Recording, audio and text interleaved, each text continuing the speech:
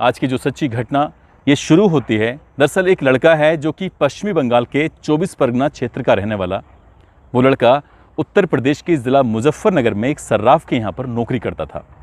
बात कर रहा हूँ 2 दिसंबर 2017 की।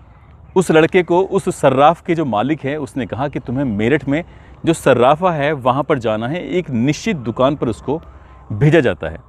जब 2 दिसंबर को ये लड़का चला था मुजफ्फरनगर से मेरठ के लिए, तो इसको जाना है सर्राफा बाज़ार में, लेकिन उसको कबाड़ी बाज़ार से होकर गुजरना है।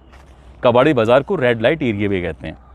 और जैसे ही उस रेड लाइट एरिया से गुजर रहा है, उस लड़के की नज़र जो उस दुकानों के ऊपर बने हुए मकानों पर पहुंचती है, वहां से झांकती हुई लड़कियों पर पहुंचती है। तो उन लड़कियों को देखकर वो बहुत ज़्यादा आकर्षित होता है। कितनी ही लड़कियां ऐसी होती हैं जो हाथ हिलाकर इशारा कर रही थीं, अपनी तरफ बुलाने की उससे अपील कर रही थीं। वही नहीं, वो आसपास में जब देखता है तो और न जाने कितने ऐसे आदमी वहाँ से गुजर रहे थे।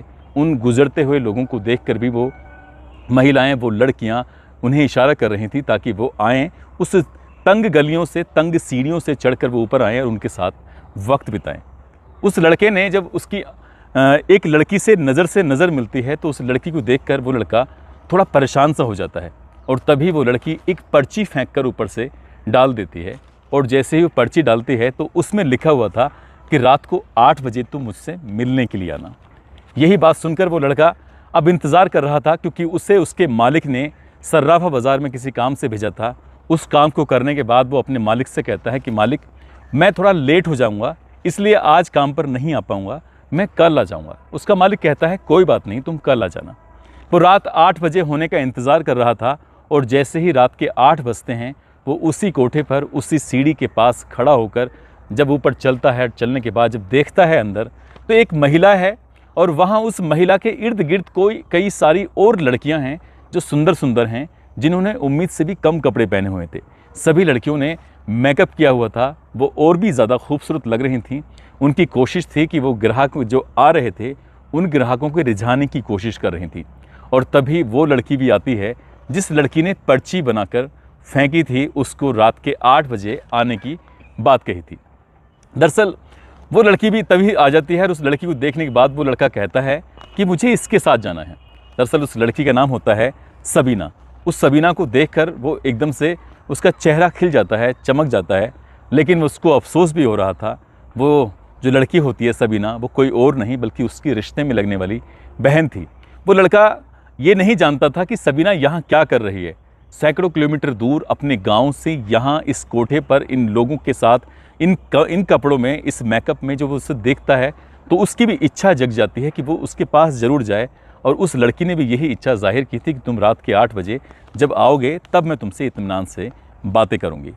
ठीक उसकी मांगी हुई जो रकम थी वो तय हो जाती है। वो लड़का जो कि अपनी ही बहन के साथ उस कमरे में पहुंच जाता है और जैसे वो कमरे में जाता है तो उसकी बहन ज़ोर ज़ोर से, ताकि उसकी आवाज़ें बाहर तक ना जाए, इतनी ज़ोर से वो रो रही थी और रो रो के अपने भाई के गले लग जाती है। कहती है कि भैया, मैं बहुत ज़्यादा परेशान हूँ, मुझे यहाँ से निकाल लो।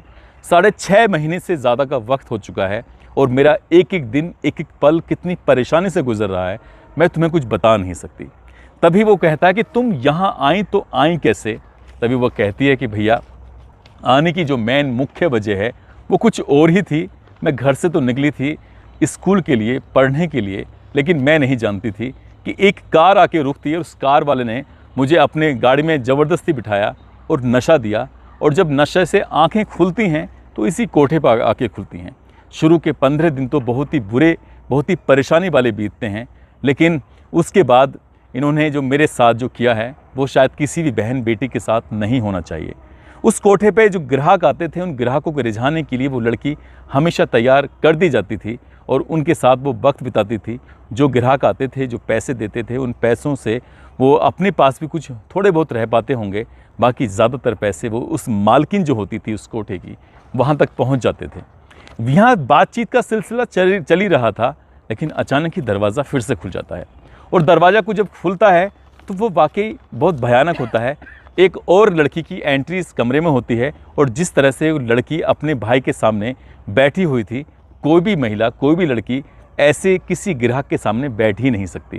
दरअसल उसने पूरे कपड़े पहने हुए थे, अपने भाई को से बातचीत करते हुए, और जो कपड़े पहने हुए थे उसने अपने तन को ढका हुआ था, और जो बैठने का उसका सलीका था, कोई भी लड़की अपने परिवार के साथ ही ऐसे बैठ सकती है। उस लड़की को जो नई एक और लड़की आई थी उसे समझने में ज़रा भी देर नहीं लगी, और उसने कहा कि कुछ ना कुछ ऐसी बात है जो तुम मुझसे छिपाने की कोशिश कर रहे हो। यदि तुमने ये बात मुझसे छिपाने की कोशिश की तो देख लेना, फिर ये बात मैं मालकिन तक पहुंचा दूंगी। लेकिन जब उसने बताया कि ये मेरा भाई है, मेरे गांव का है, और मैंने इससे बताया कि ये मुझे बचाने की यहाँ पर कोशिश करेगा, तभी उस लड़के ने उस लड़की को भी शांत किया। उसने कहा कि तुम्हें परेशान होने की ज़रूरत नहीं है, और मैं कुछ बेहतर करने की कोशिश करूँगा, तुम्हें यहाँ से निकालने की कोशिश करूँगा, लेकिन तुम्हें मेरा साथ देना होगा। और जैसा उन दोनों महिलाओं ने कोशिश की, ठीक वैसे ही कोशिश करने के बाद वो लड़का वहाँ से कुछ देर के बाद रुकता है, और रुकने के बाद यहाँ से निकल आता है। जिस दुकान पर वो दिन में गया था उसी दुकान पर फिर एक बार फिर जाने की कोशिश कर रहा था, क्योंकि जिस जगह पहुंचा था वहाँ के नौकर से उसकी जान पहचान थी। उस नौकर के पास जाता है और पूरी कहानी अपनी बयां करता है। कहता है कि भैया, यहाँ पर मेरी बहन है, वो कोठे पर है, रेड लाइट एरिया में है, कई महीनों से फंसी हुई है, कितने ही ग्राहकों की वो शोभा बनती है, उसे बचाना है।